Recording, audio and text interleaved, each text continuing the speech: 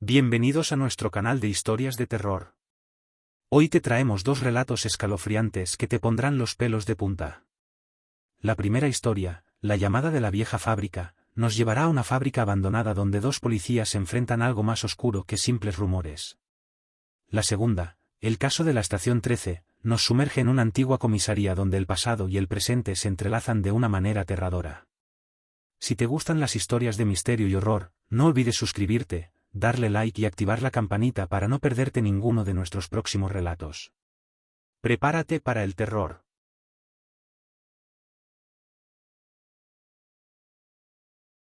La noche caía oscura y lluviosa cuando el oficial Juan Rivas recibió una llamada en la estación. El número en la pantalla pertenecía a la vieja fábrica abandonada en las afueras del pueblo. Una instalación que llevaba años desierta tras un incendio que cobró varias vidas, ahora envuelta en leyendas de desapariciones y apariciones. A pesar de su escepticismo, Juan sintió una extraña inquietud al recibir la llamada. Decidió ir a investigar, convencido de que solo encontraría a un grupo de adolescentes bromistas. No fue solo. Su compañero, Pedro Salas, lo acompañó, aunque visiblemente incómodo. La carretera hacia la fábrica estaba desierta y la lluvia tamborileaba con fuerza sobre el techo del coche. El aire dentro del vehículo era pesado, casi opresivo, como si la misma noche estuviera esperando que cometieran un error.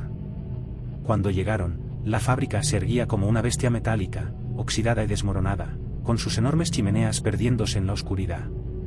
Al entrar, la oscuridad parecía absorber las luces de sus linternas, dejando apenas un par de metros de visibilidad.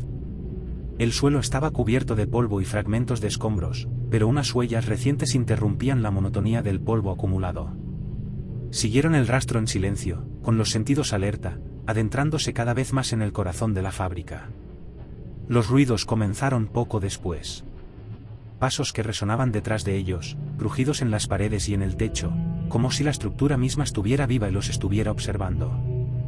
Los sonidos se mezclaban con el murmullo incesante de la lluvia golpeando las ventanas rotas. Las paredes, antes desnudas, empezaron a mostrar marcas, arañazos largos y profundos, como si alguien o algo hubiera intentado escapar. Finalmente llegaron a una gran sala, el antiguo comedor de los empleados. Las mesas estaban volcadas, al fondo, una puerta de metal destacaba, más pesada que las demás. Era el almacén donde, según los archivos, había comenzado el incendio. Se sentía un aire extraño en ese lugar, más frío, como si algo estuviera drenando la energía del ambiente. Juan empujó la puerta de metal con esfuerzo. Al abrirse, un olor a humedad y podredumbre invadió el aire. En el centro de la sala había una figura. A simple vista parecía una mujer, sentada en el suelo, con la cabeza inclinada hacia adelante. El cabello largo y enmarañado cubría su rostro, y su cuerpo se mecía lentamente, como si estuviera llorando en silencio. El ambiente en la sala se volvió sofocante. La sensación de que algo no estaba bien era innegable. La figura se mantuvo inmóvil, pero una presencia más fuerte comenzó a llenar el espacio, una sombra invisible que parecía acechar desde cada rincón. El frío se intensificó, y las linternas parpadearon. De repente, la luz se apagó. El espacio quedó sumido en una oscuridad absoluta y asfixiante. Durante lo que parecieron minutos interminables, el silencio fue total, roto solo por la respiración acelerada de Juan. Cuando las linternas volvieron a encenderse, Pedro ya no estaba. El corazón de Juan latía con fuerza mientras giraba en círculos, buscando a su compañero. Lo único que permanecía en la sala era la mujer, que ahora había levantado la cabeza. Su rostro no era humano. Los ojos completamente negros, vacíos, y una sonrisa deformada que parecía más un corte que un gesto. Sin emitir un solo sonido, la figura comenzó a desvanecerse en el aire, como humo disipándose en la nada. Juan salió de la sala en pánico, corriendo por los pasillos, intentando recordar el camino de regreso. Cada esquina que doblaba parecía más igual que la anterior, como si el edificio estuviera cambiando a su alrededor, atrapándolo en su interior. A lo lejos, escuchó un golpe. Se detuvo y, con horror, vio a Pedro, de pie, al final del corredor. Estaba quieto, mirando hacia él. El rostro de Pedro estaba pálido, con los ojos fijos en un punto distante, vacíos y sin vida. Al acercarse, Juan notó que la misma sonrisa grotesca que había visto en la mujer ahora estaba grabada en el rostro de su compañero. El cuerpo de Pedro cayó al suelo sin emitir sonido alguno. La radio del coche patrulla, aún aparcado afuera, comenzó a emitir estática, y una voz femenina emergió de entre el ruido. Sin palabras claras, solo un susurro, la fábrica parecía cobrar vida. Juan corrió hacia la salida, pero la sensación de ser observado, de estar siendo cazado, nunca lo abandonó. La oscuridad de la fábrica parecía tener voluntad propia, moviéndose a su alrededor, cerrándole el paso. Cuando finalmente alcanzó el coche, ya no había huellas de Pedro. La fábrica se mantenía en silencio, pero la presencia que había sentido dentro parecía seguirlo, invisible y latente. Al arrancar el coche, supo que, aunque dejaba el lugar atrás, algo de esa noche lo acompañaría para siempre.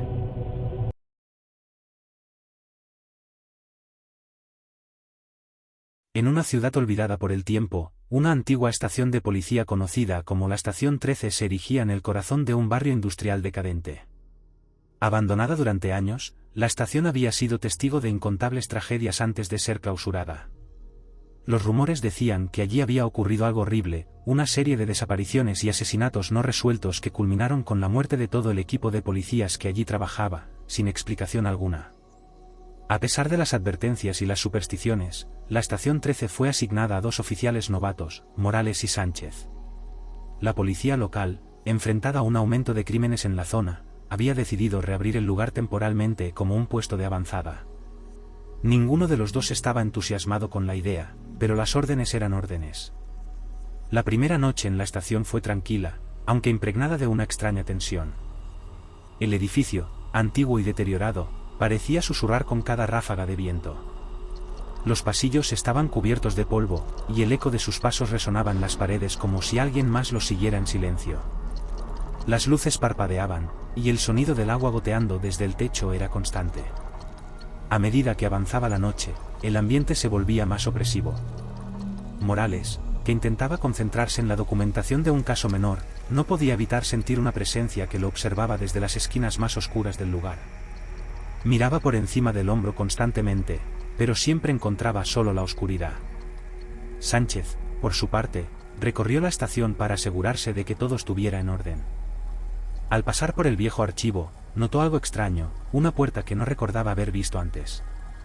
Estaba entreabierta, y detrás de ella, se veía una escalera que descendía a un nivel inferior que no figuraba en los planos de la estación. La curiosidad lo llevó a bajar. La escalera parecía interminable, y el aire a medida que descendía se volvía más frío y pesado.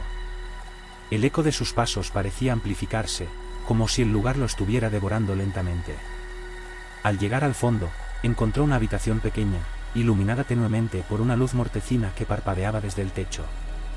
Las paredes estaban cubiertas de fotos. Fotos de personas. Desaparecidos, criminales, víctimas. Pero lo que heló su sangre fue ver las caras de los antiguos policías que trabajaban en la estación, incluyendo las de aquellos que, según los rumores, habían muerto misteriosamente. Una sensación de peligro inminente lo invadió, pero antes de que pudiera reaccionar, el sonido de pasos pesados comenzó a resonar por la escalera.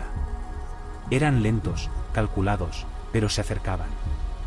El corazón de Sánchez latía con fuerza mientras buscaba desesperadamente una salida. La puerta por donde había entrado se cerró de golpe con un estruendo ensordecedor.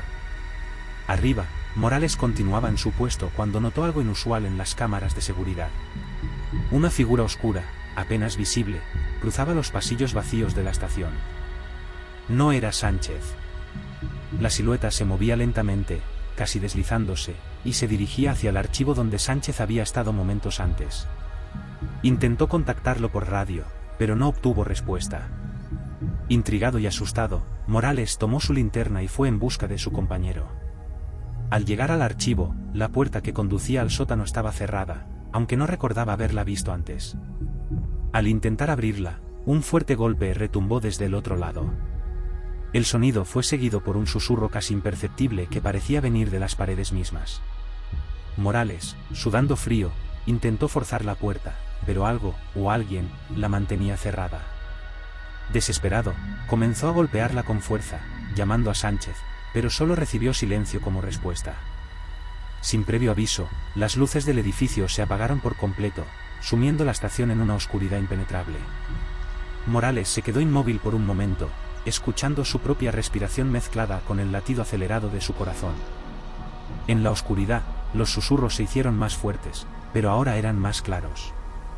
Voces. Voces que no reconocía. Voces que decían su nombre.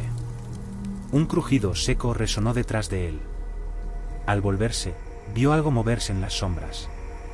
Una figura alta y deformada, apenas visible bajo el destello de su linterna, se desplazaba lentamente hacia él. Su forma era imposible de definir, como si el mismo espacio se torciera a su alrededor.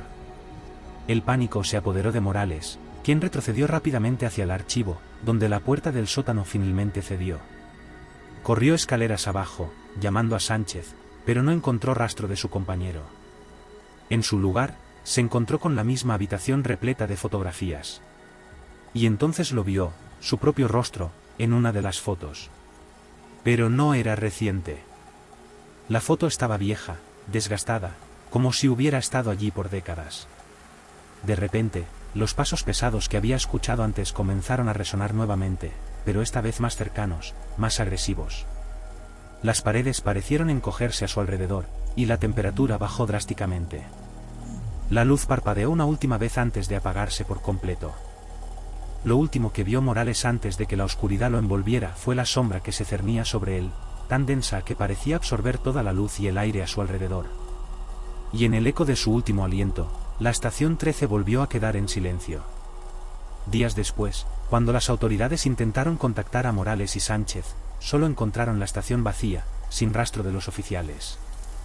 Las cámaras de seguridad mostraban su llegada, pero nada más.